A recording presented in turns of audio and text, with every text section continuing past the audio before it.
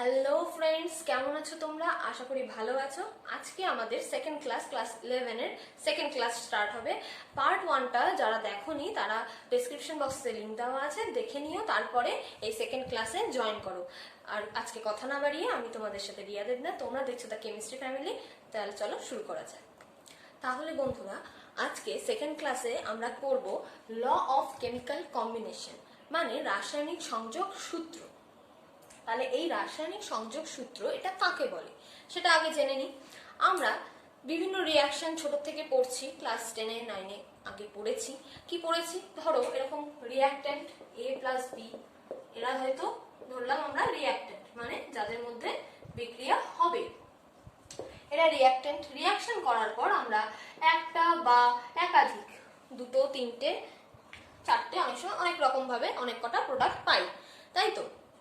এই যে রিয়াক্ট্যান্ট থেকে এই যে প্রোডাক্ট পাওয়ার যে প্রসেসটা, এই প্রসেসটা কমপ্লিট করার জন্য বিভিন্ন সূত্র বা নিয়ম মেনে আমরা এই রিয়াকশনগুলোকে কমপ্লিট করি বা ব্যালেন্সড করি। ঠিক আছে? এই যে রিয়াকশনগুলো কমপ্লিট করার জন্য যে নিয়মগুলো বা সূত্রগুলো আমরা মানছি, সেগুলোই আমাদের হচ্ছে law of combination, chemical combination, মানে রাসায়নিক সংযোগ সূত্র।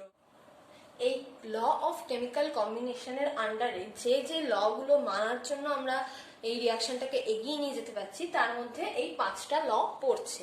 এই 5টা সূত্র বা 5টা নিয়ম মেনে আমরা রাসায়নিক বিক্রিয়াকে এগিয়ে নিয়ে যেতে পারি।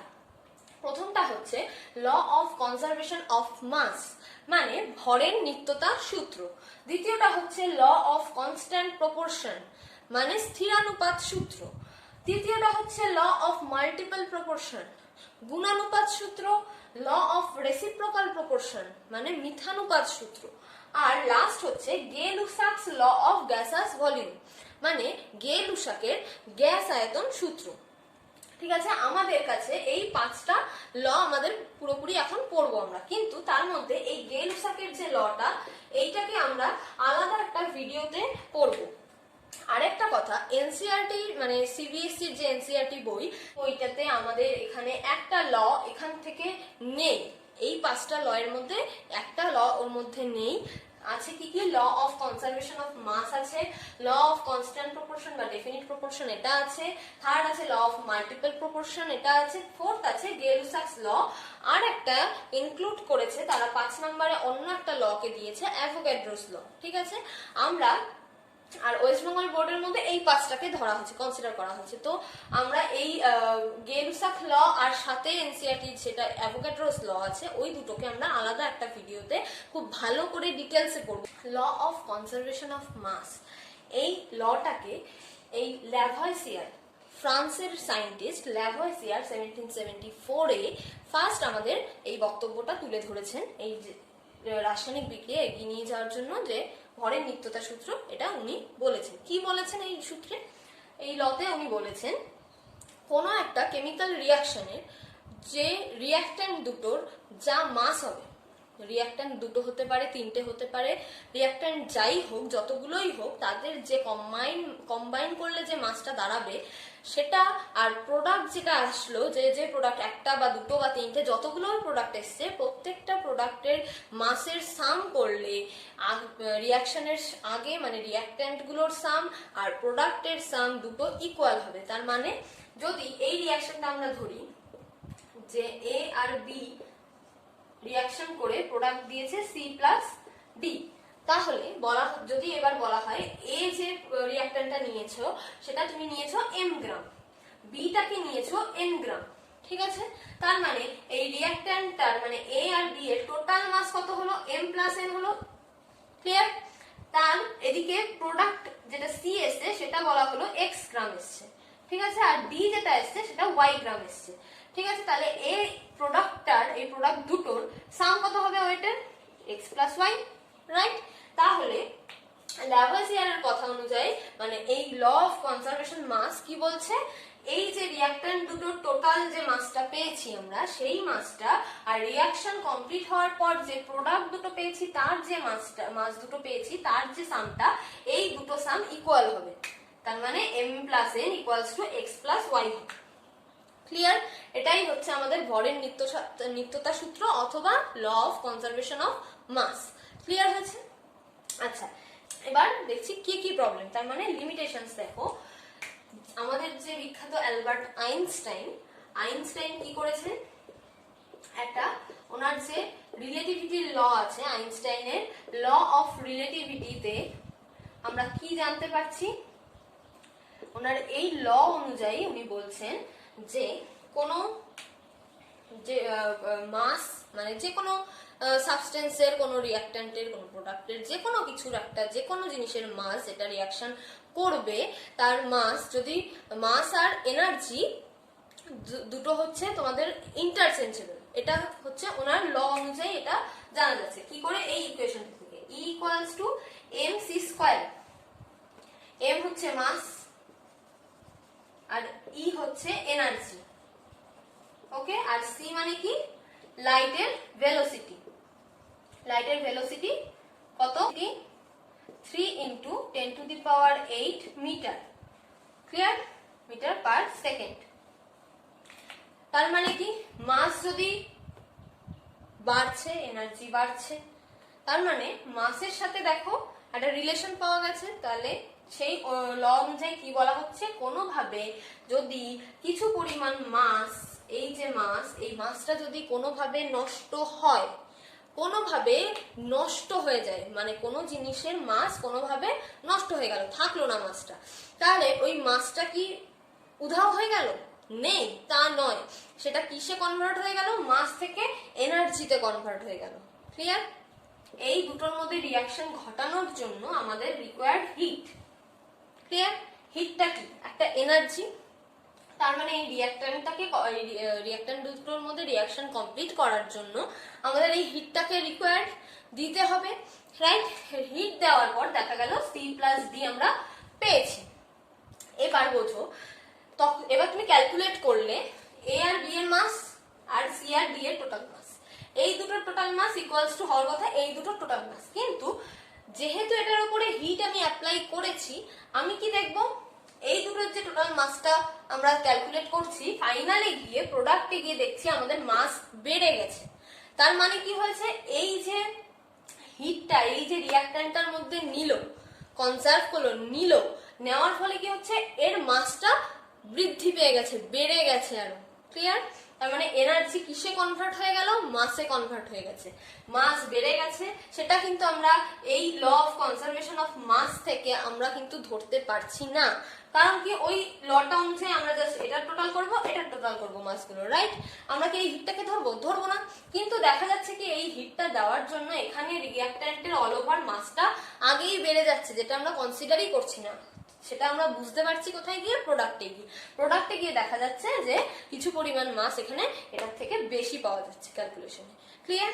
আবার এমন হয় কিছু কিছু রিঅ্যাকশনে রিকোয়ার্ড, মানে এখানে হিট রিকোয়ার্ড নয়, A+B রিঅ্যাকশন করলো, করে C+D সাথে হিট বের করে দেয়, কি তাই তো? কিছু কিছু রিঅ্যাকশনে হিট বেরিয়ে যায়, তাই? তাহলে সেক্ষেত্রে কি হচ্ছে, তখন যদি আমরা মাসের টোটাল করি, দেখবো এই দুটোর মাস বেশি হচ্ছে দেন এই দুটোর মাস। ঠিক আছে? আমরা তো ভরের নিত্যতা সূত্র অনুযায়ী এই দুটোর মাসের টোটাল আর এই দুটোর মাসের টোটাল ধরবো। এই হিটটা যে বেরোলো, এটা তো আমরা ক্যালকুলেশনেই ধরবো না, তাই তো? কিন্তু দেখা যাবে যে এই দুটোর মাসের যে টোটালটা করছি সেটা বেশি হবে দেন এই দুটোর মাসের টোটাল অনুযায়ী। কারণ কি, এই যে খানিকটা হিট হয়তো বেরিয়ে গেছে, তার মানে কি মাস কনভার্ট হয়ে গেল এনার্জিতে। তার মানে আগের এক্সাম্পলটা ছিল এনার্জি কনভার্ট হচ্ছে মাসে, এটা হচ্ছে মাস কনভার্ট হয়ে গেল এনার্জিতে। তার মানে কি, এখানে এটা কনজারভেশন অফ মাস যে লটা, সেটাকে এখানে মানতে পারছে না। নর্মালি সাধারণত যে ছোট ছোট রিঅ্যাকশন গুলো, কেমিক্যাল রিঅ্যাকশন গুলো হয়, তাতে এই যে মাসের যে কম বেশি হওয়াটা, সেটা খুব একটা ভালো বোঝা যায় না। কিন্তু যখন আমরা নিউক্লিয়ার রিঅ্যাকশন করব, নিউক্লিয়ার রিঅ্যাকশনে huge amount of energy release হচ্ছে, তাহলে সেই যে হিউজ অ্যামাউন্ট অফ এনার্জিটা রিলিজ হচ্ছে, সেটা তো আগে অ্যাপ্লাই হয়নি, ফার্স্টে যখন আমরা রিয়াক্ট্যান্ট গুলোর মধ্যে রিয়াকশন ঘটিয়েছি তখন আমরা হিট কিন্তু দিইনি, তাহলে হিটটা যখন বেরিয়ে আসে তখন প্রোডাক্টের যে মাসের সাম তখন দেখা যাচ্ছে রিয়াক্ট্যান্টের থেকে কম পাওয়া যাচ্ছে। সেইটা থেকে আমরা ধরতে পারছি যে এখানে কি ল অফ কনজারভেশন অফ মাসটা নিউক্লিয়ার রিয়াকশনে মানছে না। ক্লিয়ার? তার মানে এটা সংশোধন করে কি লেখা যায়, এখানে লিমিটেশনস গুলো অ্যাপ্লাই করার পর বোঝার পর আমরা বলতে পারি এই লটা law of conservation of mass না হয়ে law of conservation of mass and energy হওয়া উচিত। ক্লিয়ার? বোঝা গেছে? তার মানে কি কোন রিয়াকশনের, যে কোনো একটা রিয়াকশনের a plus B equals to C plus D, এই রিয়াকশনটার কি হবে, এই দিকের যে মাস, এদিকে যা মাস আছে প্লাস এনার্জি আছে সেটাই এই দিকের মাস আর এনার্জির সমান সমান হবে। বুঝেছো? তার মানে যদি এদিকে কোন রকম ভাবে এনার্জি অ্যাড হয়, হিট দেওয়া হয়, যে টোটালটা আসবে সেই টোটালটা এদিকেও আমরা তাহলে দেখবো যে এই মাসের সাথে কোনো এনার্জি বেরিয়েছে কিনা। যদি না বেরিয়ে থাকে তাহলে তো মাসেরই টোটাল, মানে যেই দিকে এনার্জি অ্যাপ্লাই হচ্ছে এনার্জিটা আমরা সেইখানে মাসের সাথে অ্যাড করে দেবো। ক্লিয়ার হচ্ছে ব্যাপারটা? তার মানে এটা হলো লিমিটেশনের ফলে আমরা কি বলতে পারি, যে কোনো রাসায়নিক বিক্রিয়ার পূর্বে ও পরে কি হবে, মাস আর এনার্জি, ভর আর শক্তি সমান থাকবে।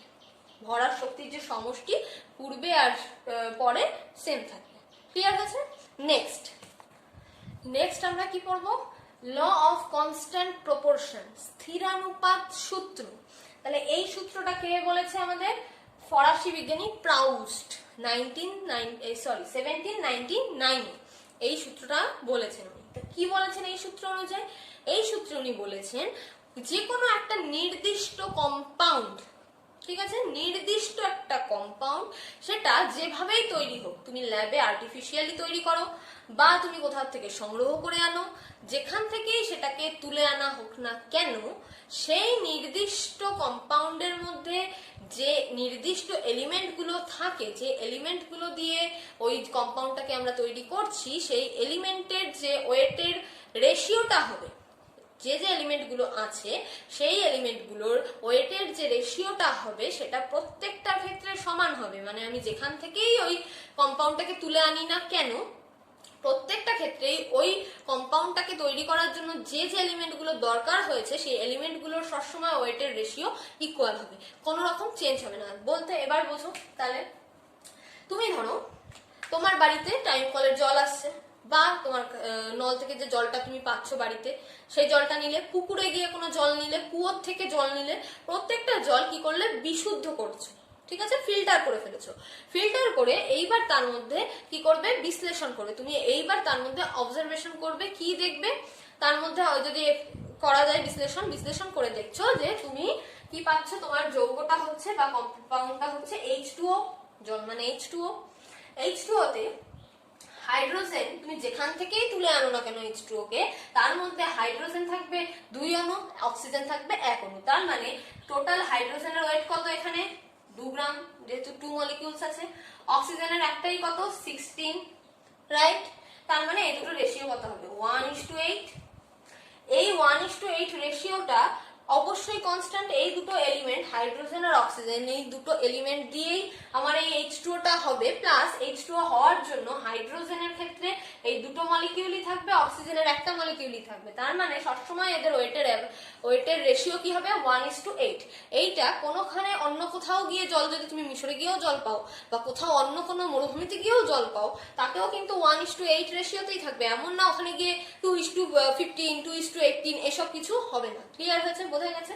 তার মানে উনি কি বলেছেন, এই ল অনুযায়ী যে কোনো একটা নির্দিষ্ট কম্পাউন্ডের মধ্যে যে যে এলিমেন্টগুলো থাকছে তাদের রেশিও সবসময় একই থাকবে, সেটা যে সোর্স থেকেই তুমি পাও না কেন। আচ্ছা, নেক্সট আমরা বুঝবো opposite law of constant proportion. তার মানে এই যে আমি কনস্ট্যান্ট প্রপোর্শনের যে লটা এইমাত্র বললাম, তার অপোজিট একটা ল আমরা আগে শুনে নিই সেটা কি, তারপরে জানবো যে সেটা কিভাবে অ্যাপ্লিকেবল হচ্ছে বা হচ্ছে না। ক্লিয়ার? তাহলে অপোজিট ল অনুযায়ী আমরা কি বলতে পারি, আমরা বলছি যে ধরো দুটো কম্পাউন্ড নিয়েছো, ঠিক আছে, দুটো কম্পাউন্ডের ক্ষেত্রে যে যে এলিমেন্টগুলো রয়েছে, যে যে এলিমেন্টগুলো দিয়ে ওই কম্পাউন্ড দুটো তৈরি হয়েছে তাদের এলিমেন্ট গুলো সেম, ঠিক আছে? মানে ধরো এ কম্পাউন্ড একটা নিয়েছো আর বি কম্পাউন্ড একটা নিয়েছো, ক্লিয়ার? এ কম্পাউন্ডেও তৈরি হয়েছে এ কম্পাউন্ড এক্স আর ওয়াই দিয়ে, এই দুটো এলিমেন্ট দিয়ে, বিও তৈরি হয়েছে এক্স প্লাস ওয়াই এই দুটো এলিমেন্ট দিয়ে। আবার বলছে যে দেখা গেল এক্স হচ্ছে এখানে 2:1, এদের রেশিও 2:1 এ আছে এতে, আবার বিতেও সেম রয়েছে। যদি এরকম ঘটে যে দুটো আলাদা আমি যৌগ যে দুটোকে কনসিডার করছি, যে দুটো কম্পাউন্ড আমি কনসিডার করছি, তাদের যে এলিমেন্ট গুলো রয়েছে তাদের ওজনের অনুপাত, ওয়েটের যে রেশিওটা হবে সেই দুটোর ক্ষেত্রে যদি ইকুয়াল হয়ে যায়, তার মানে এই দুটো কম্পাউন্ডকে আমি তখন আর আলাদা কিছু বলবো না। তখন তার মানে কি এ ইকুয়ালস টু বি, যেটাই এ সেটাই বি, ক্লিয়ার? এটা হচ্ছে সেম যেটা আমরা এখানেই বলেছিলাম, সেটাকে জাস্ট ঘুরিয়ে বললাম। প্রথমে কি বলেছি যে একটা নির্দিষ্ট কম্পাউন্ডের মধ্যে যে যে এলিমেন্ট গুলো আছে সে তুমি যেখান থেকেই আনো না কেন সেই এলিমেন্ট গুলোর রেশিও সেই কম্পাউন্ডের জন্য সবসময় সেম থাকবে। তার মানে আমার এখন তো আমি দেখছি তো এলিমেন্ট গুলোর রেশিও দু ক্ষেত্রে আমার সেম আছে, তার মানে আমি কেন বলতে যাবো যে দুটো আলাদা? তার মানে আমার কাছে কি দুটোই সেম কম্পাউন্ড পেয়েছি আমি, ক্লিয়ার হয়েছে? এইবার বলছে যে আমাদের এই যে আইসোমেরিক কম্পাউন্ড গুলো পাওয়া যায়, আইসোমেরিক ইন দ্য সেন্স, বোঝো এটা ভালো করে বুঝবে। আইসোমেরিক বলতে কি বলা হচ্ছে? আইসোমেরিক বলতে ধরো এই এক্সাম্পলটা নিচ্ছি, C6H6 C2H6O, এইটা একটা আমি কি লিখেছি, একটা কম্পাউন্ডের ফর্মুলা লিখেছি যেটার মধ্যে দুটো কার্বন আছে, 6টা হাইড্রোজেন আছে আর একটা অক্সিজেন আছে, হয়েছে? এইবার বলছে আইসোমেরিক জিনিসটা কি সেটা আগে বুঝে। এটা থেকে আমি দেখো অ্যারেঞ্জ করে এটা লিখতে পারি না, C2H5OH, তাতেও দেখো টোটাল তাই আছে, দুটো কার্বন আছে, এটা আর এটা মিলে 6টা হাইড্রোজেন আছে, একটা অক্সিজেন আছে। এটা কি হয়ে গেল আমাদের? ইথাইল অ্যালকোহল, কি তাই তো? এটা আমাদের ইথাইল অ্যালকোহল। আবার এটাও তো লিখতে পারি CH3O CH3, লিখতেই পারি। তাহলে এটা কি বলো? ডাইমিথাইল ইথার, কি ক্লিয়ার? এটার ক্ষেত্রেও দেখো দুটো কার্বন, 6টা হাইড্রোজেন, একটা অক্সিজেন। তার মানে এই জেনারেল ফর্মুলাটা থেকে আমি দুটো বা তার বেশি ধরনের কম্পাউন্ড তৈরি করতে পারি, একটা অ্যালকোহল গ্রুপ কন্টেইনিং হলো, একটা ইথার গ্রুপের হলো, তাই তো? তার মানে দুটোর ক্যারেক্টারিস্টিক্স কিন্তু আলাদা হলো। তার মানে দুটো কম্পাউন্ড আমি কিন্তু এক বলতে পারবো না, এক্ষেত্রে দুটো কম্পাউন্ড কিন্তু আলাদা হলো, কিন্তু তাদের কি হয়েছে দেখো, এলিমেন্ট কি আছে? কার্বন, হাইড্রোজেন আর অক্সিজেন, দুটোর ক্ষেত্রেই তাই রয়েছে। দুটোর ক্ষেত্রেই কার্বন দুটোই আছে, হাইড্রোজেন 6টাই আছে, অক্সিজেন একটাই আছে। তার মানে তাদের যদি এলিমেন্টের আমি রেশিও করি, দুটোর রেশিও সেম, তাহলে কিন্তু দেখা যাচ্ছে কি ফাইনালি যে এই জিনিসটাকে বলা হয় আইসোমেরিক। এই দুটো কম্পাউন্ডকে আমরা তখন আইসোমেরিক বলবো কখন? যাদের এই জেনারেল ফর্মুলাটা সেম হয়ে যাবে। তার মানে এই যে আইসোমেরিক দুটো কম্পাউন্ডের মধ্যে জেনারেল ফর্মুলা সেম হচ্ছে, তাদের এলিমেন্টের রেশিও গুলো সেম হয়ে যাচ্ছে, ওইটার রেশিও গুলো, কিন্তু আলটিমেটলি আমরা দুটো কম্পাউন্ড আলাদা পাচ্ছি। তার মানে কি হলো?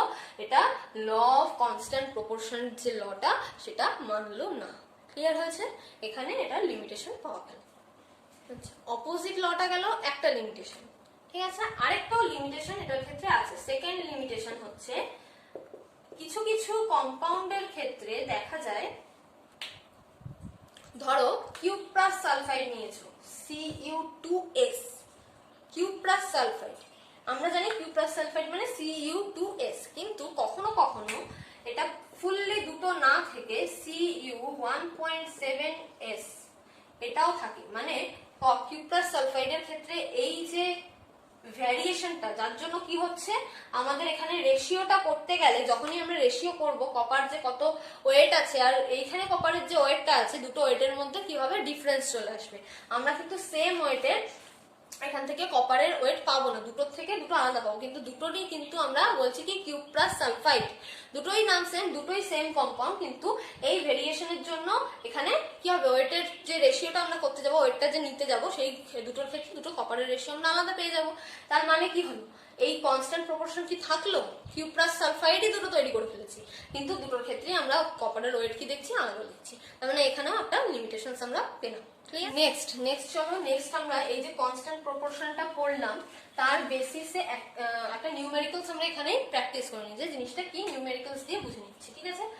আচ্ছা, বলছে কোশ্চেনটা বলছে যে একটা কম্পাউন্ড ডি, ঠিক আছে, ডি এর ওয়েট বলে দিয়েছে 30 গ্রাম, ঠিক আছে, 30 গ্রাম ওয়েটের ডি কম্পাউন্ড পাওয়া গেছে। এটাকে এবার বিশ্লেষণ করে আমরা কি দেখছি যে এ পাওয়া যাচ্ছে, এইটার থেকে ভেঙে আমরা পাচ্ছি এ পাচ্ছি কত গ্রাম, ওটা 10 গ্রাম, 10 গ্রাম এ পাচ্ছি, সাথে কি পাচ্ছি, সাথে আবার একটা বি পাচ্ছি, সেটা 20 গ্রাম। দেখো টোটাল মিলে গেছে, ফার্স্ট ল যেটা law of conservation of mass সেটা মিলে গেল, ক্লিয়ার। এইবার বলছে সেকেন্ড আরেকটা আমাদের কাছে কম্পাউন্ড আছে, সেটা হলো ই এর মাস দিয়েছে 45 গ্রাম, সেটাকেও ভেঙে দেখা গেল যে সেটা 15 গ্রাম অফ বি আর সি 30 গ্রাম অফ সি দিয়ে তৈরি হয়েছে। তার মানে কি দেখো এদিকেও 45 হলো এদিকেও 45 হলো, law of conservation of mass দুটোর ক্ষেত্রে মেনটেন হয়েছে। এবার বলছে কি কোশ্চেনটাতে তোমাকে দিয়েছে, তোমাকে দেওয়া হয়েছে 15 gram of A, 60 gram of B আর 15 গ্রাম অফ সি দিয়ে দিয়েছে। তোমাকে ফার্স্টে বললো যে এই কম্পাউন্ডটা 30 গ্রাম যেটা তৈরি করতে হয়েছে সেটাকে তৈরি করার জন্য এ লেগেছে 10 গ্রাম, বি লেগেছে 20 গ্রাম। ই একটা কম্পাউন্ড, সেটার 45 গ্রাম তৈরি করার জন্য বি লেগেছে 15 গ্রাম, সি লেগেছে 30 গ্রাম। এবার তোমাকে বলেছে, তোমাকে এ দিয়েছে 15 গ্রাম, বি দিয়েছে 60 গ্রাম, সি দিয়েছে 15 গ্রাম।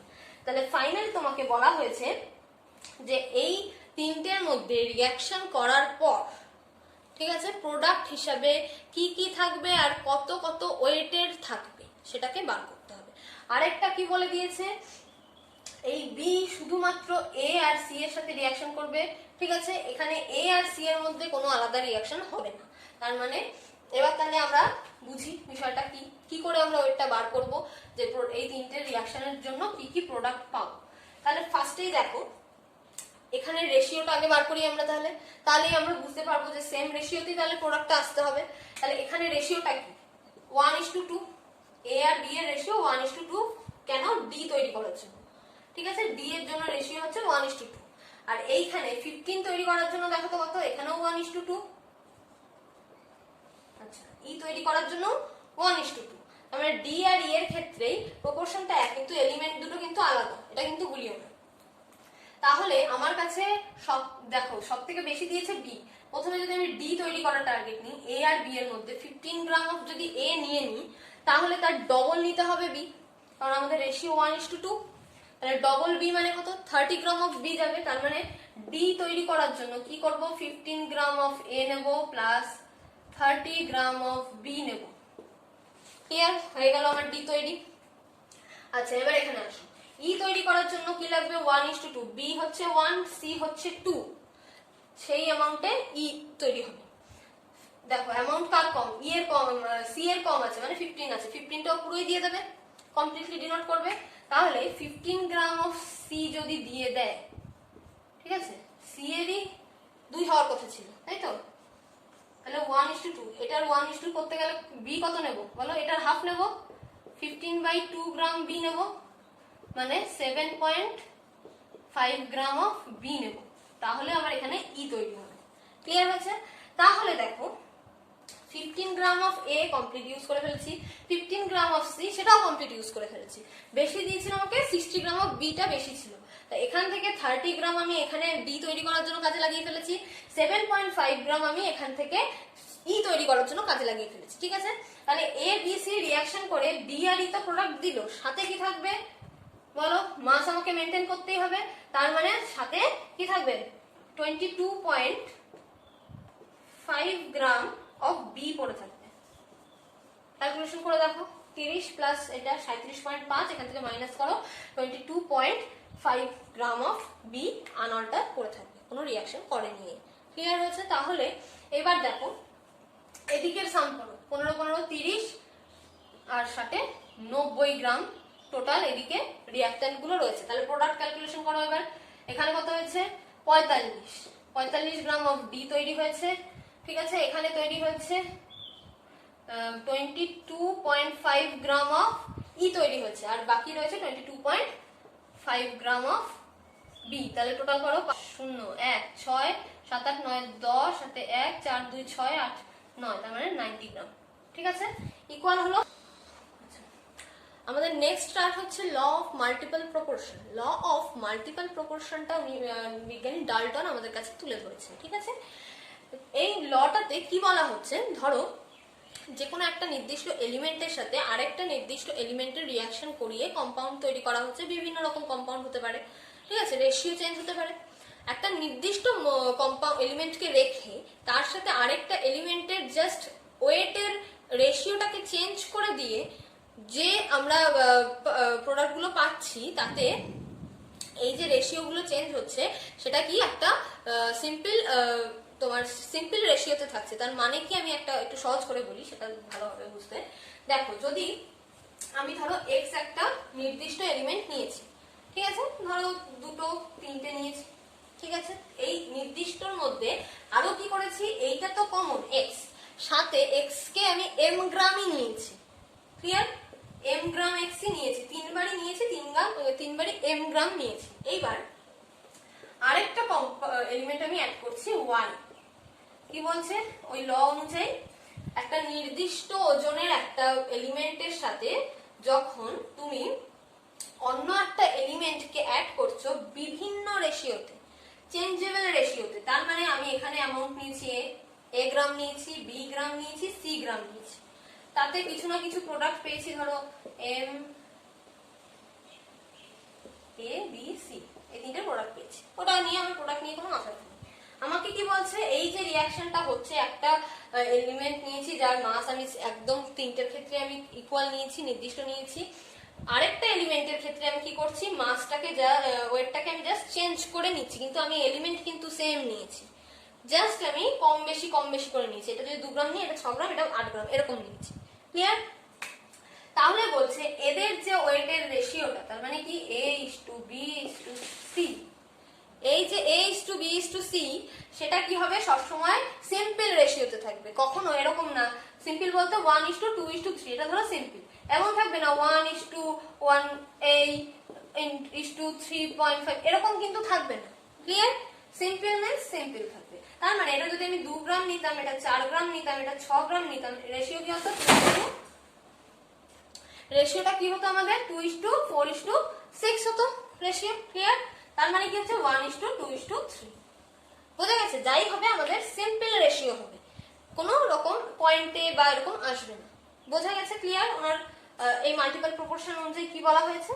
আচ্ছা, এবার ফার্স্টে বলেছে, আচ্ছা এ আর বি দুটো কম্পাউন্ড, ঠিক আছে, দুটো কম্পাউন্ড আলাদা। এর মধ্যে বলছে এই দুটো কম্পাউন্ডই এসএন মানে টিন আর অক্সিজেন, দুটোর মধ্যে এসএন আর অক্সিজেন আছে, মানে এই দুটোই এসএন আর অক্সিজেন দিয়ে তৈরি হয়েছে, কিন্তু আমাকে বলেনি কে কত রেশিওতে বা সেম রেশিওতে আছে কিনা।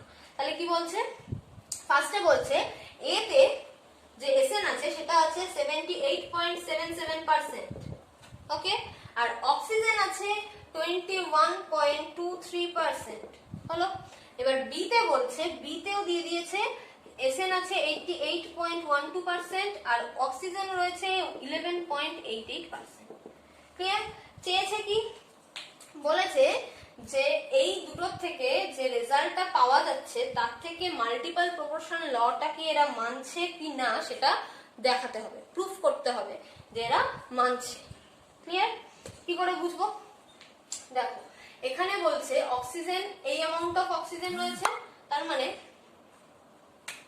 এইখানের অ্যামাউন্ট আর এখানের অ্যামাউন্ট অক্সিজেনের কি সেম হলো, হলো না, তাই তো। এই অ্যামাউন্ট অফ এই এর ক্ষেত্রে এই অ্যামাউন্ট অফ অক্সিজেনটা রয়েছে। এইবার আমি যদি দেখি যে বি এর ক্ষেত্রেও এই অ্যামাউন্ট অফ অক্সিজেনের ক্ষেত্রে কতটা টিন লাগবে সেটা দেখতেই পারি আমি, মানে যে কোনো একটা, আমাকে তো বলেছে মাল্টিপল প্রপোর্শন এটাকে সমর্থন করতে হবে, তাই তো। তার মানে মাল্টিপল প্রপোর্শনে কি ছিল, যে কোনো একটা এলিমেন্টের আমাকে তো ওয়েটটাকে আমাকে ইকুয়াল করতে হবে বা রেশিওটাকে আমার ইকুয়াল করতে হবে, কারণ ওখানে আমি কি করছিলাম, এক্সটাকে নিয়েছিলাম প্রত্যেকটা এম গ্রাম করে, হয় আমার এটাকে তোমার কমপ্লিট দুদিকে সেম নিতে হবে, নাহলে এটাকে দুদিকে সেম নিতে হবে। আমি অক্সিজেনটাকে দুদিকে সেম নিচ্ছি। তাহলে দেখো বি এর ক্ষেত্রে আমি এটা লিখতে পারি 11.88 তোমার অক্সিজেনের জন্য কত লাগছে 88.12, তাই তো? এত ভাগের জন্য লাগছে এত ভাগ। এইবার এই অ্যামাউন্ট অফ অক্সিজেনের জন্য তাহলে আমার কতটা টিন লাগবে দেখে নি।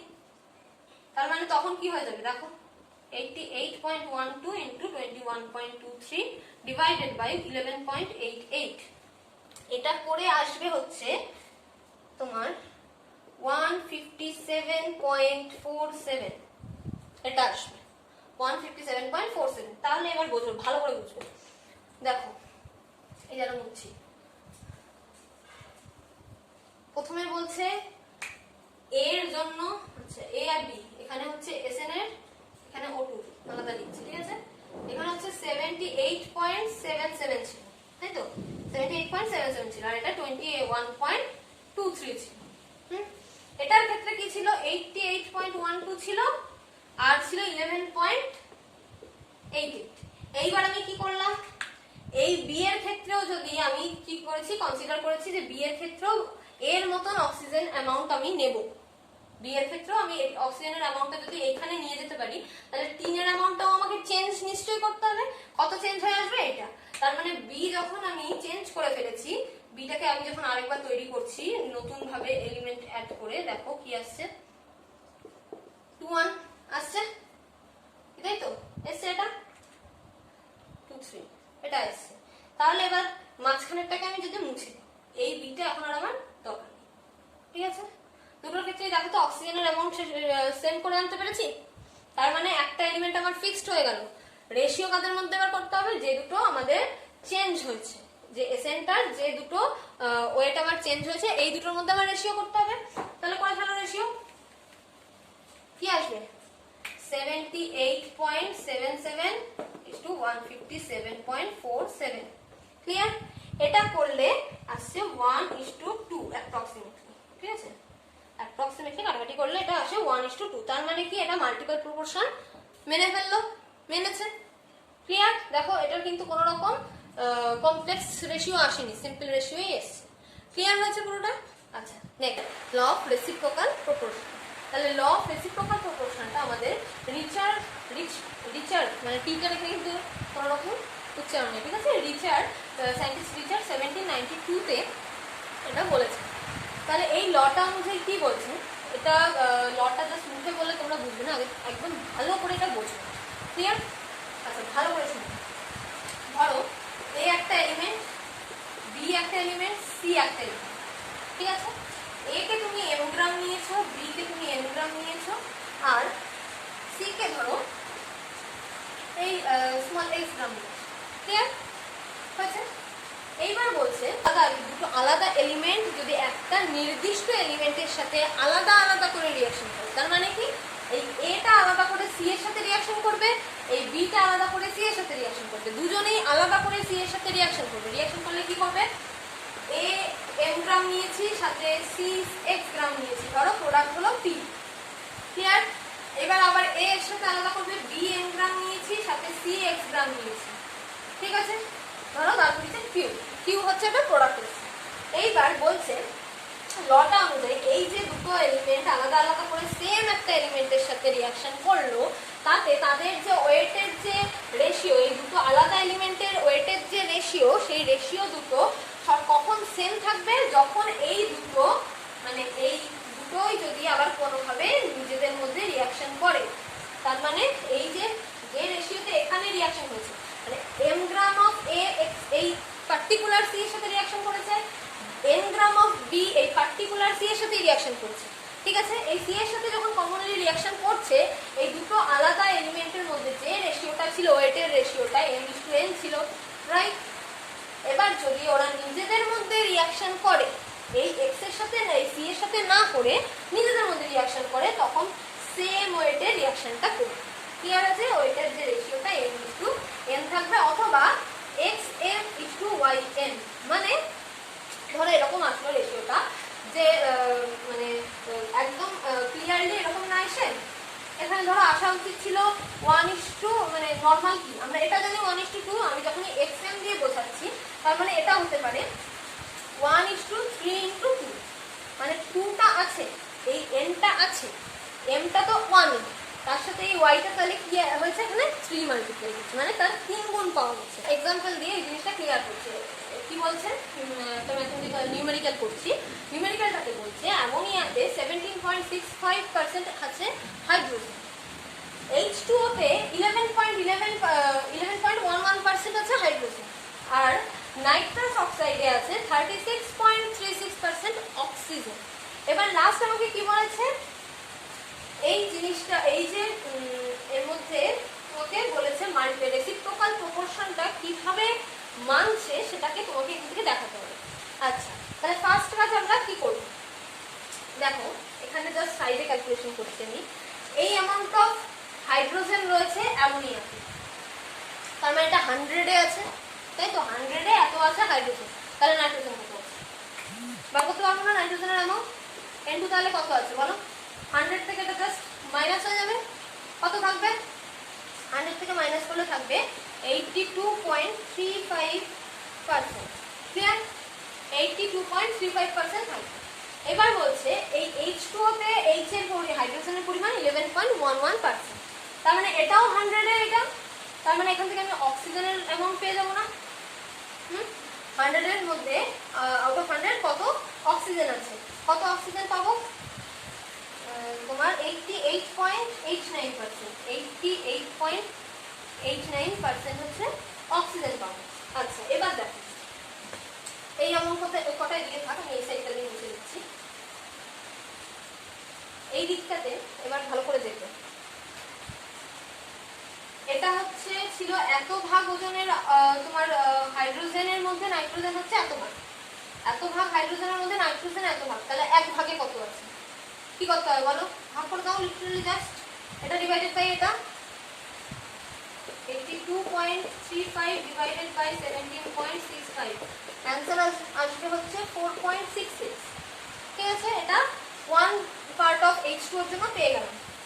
আচ্ছা, আবার H2 এর জন্য সরি, আচ্ছা আবার কি করছি আমি, এইখানে যে অক্সিজেনের যে H2O এর যে অ্যামাউন্টটা আছে সেখানে এত ভাগের জন্য পেয়েছি এত ভাগ অক্সিজেন, তাহলে 1 ভাগের জন্য কত পাবো, সেম ভাবে 88.89 ডিভাইডেড বাই 11.11, এটাতে কত আসছে 8, ঠিক আছে, পেয়ে গেলাম। এবার কি বলছে দেখো, দুটোতে কমন কি ছিল, হাইড্রোজেন, তাহলে কি বলা হয়েছিল, আলাদা এলিমেন্ট আলাদা আলাদা ভাবে রিঅ্যাকশন করেছে। এবার তাহলে এদের যে ওইটার তোমার রেশিওটা থাকছে, সেই রেশিওটা তার মানে কি, এরা দুজন যদি আলাদা করে রিঅ্যাকশন করে সেক্ষেত্রেও সেম হতে হবে।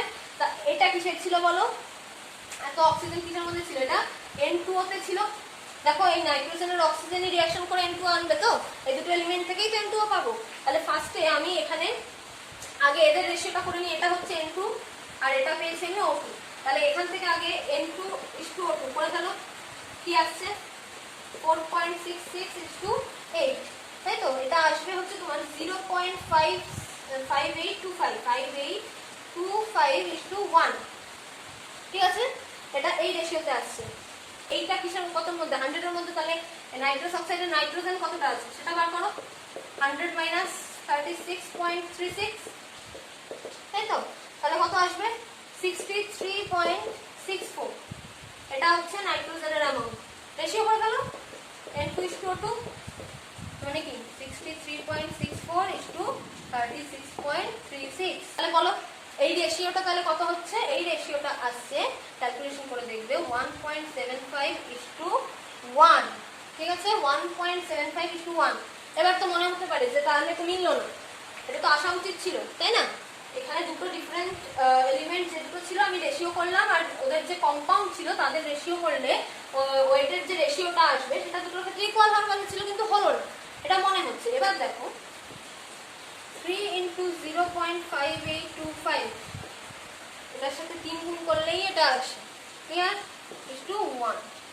এবার দেখো এইটার সাথেই 3 গুণ করেছো না, আর এদিকে রেশিও যা আছে তাই। এবার কি বুঝলে যে আমি কেন xn:yn লিখেছিলাম, এখানে কি আছে, এটাকে m:n ই ধরলাম, ঠিক আছে, কিন্তু অন্য কম্পাউন্ডে গিয়ে দেখো nটা n আছে, 1ই আছে, ঠিক আছে, mটা কি হয়ে গেছে, m এর সাথে এই যে এক্সট্রা মানে এই 3টা গুণ হয়েছে, ক্লিয়ার। তার মানে সবসময় এটা এক্সপেক্ট করলে হবে না যে আমি অন্য যে দুটো এলিমেন্ট নিয়েছি তাদের যে রেশিও যেটা এসছে, তাদের যে কম্পাউন্ডটা তৈরি করেছি তাদের সবসময় যে রেশিওটা m:n আসবে তা নয়, তার সাথে আমার কিছু মাল্টিপল গুণ হতে পারে, কিছু নাম্বার আমার এদিকে বেশি আসতে পারে বা কিছু কম আসতে পারে, বেশি আসতে পারে, ঠিক আছে। রেশিওটা যে হিসাবে আমি আলাদা। এবার নাইট্রাস অক্সাইড তৈরি করছি, যদি NO2 তৈরি করে ফেলতাম, NO2 তো তৈরি করতে পারতাম, সেক্ষেত্রে দেখো এখানে N2O তৈরি করছো, N2O, নাইট্রোজেনের মলিকিউল দুটো নিয়েছো, অক্সিজেনের মলিকিউল একটা, আর ওখানে NO2 যদি নাও, দুটো অক্সিজেনের মলিকিউল আর একটা নাইট্রোজেনের মলিকিউল, অবশ্যই এখানে রেশিওতে নিশ্চয়ই কিছু চেঞ্জ হবে। এখানে এই যে মাল্টিপলটা হবে, মাল্টিপলটা ভ্যারি করবে, এই জন্য এইটা এই ফর্মে থাকে অথবা এই ফর্মে থাকে। ক্লিয়ার হয়েছে রেসিপ্রোকাল প্রপোর্শন পর্যন্ত? সুন্দর করে ক্লিয়ার হয়েছে? আচ্ছা, তাহলে আজকে এই পর্যন্তই। আমরা নেক্সট দিন কি করব, এখানকার যে গেলুসাক যে লটা রয়েছে, গেলুসাকের গ্যাস আয়তন সূত্র, ওটাকে কমপ্লিট করব, উইথ নিউমেরিক্যালস করব। আর কি করব, আমাদের অ্যাভোগাড্রোর যে সূত্রটা, অ্যাভোগাড্রোর যে লটা, সেটাও আমাদের কাছে খুব important for West Bengal and CBSE both বোর্ডের জন্য, ঠিক আছে। ওই দুটোকে আমরা পরের দিন নেক্সট দিন বাস্টভাবে পড়বো। যদি তার সাথে আমি কিছু কভার করে দিতে পারি এক্সট্রা, তাহলে ডাল্টন লটাকে ধরবো। যদি টাইম থাকে, বিশাল লার্জ যদি ভিডিও না হয়ে যায়, শর্টের মধ্যে হয়, তাহলে আমি এটা কভার করে দেবো, ঠিক আছে। আর তাহলে যদি বন্ধুরা আজকের ভিডিওটা ভালো লেগে থাকে তাহলে একটা লাইক করো, বন্ধুদের মধ্যে শেয়ার করো, আর সাবস্ক্রাইব অবশ্যই করে দিও, আর বেল আইকনটা অবশ্যই ক্লিক করো, যাতে ফার্দার নোটিফিকেশনগুলো আমি যখনই নতুন ভিডিও দেবো তোমাদের কাছে আগে আগে পৌঁছে যাবে, ঠিক আছে। আজকের জন্য টাটা।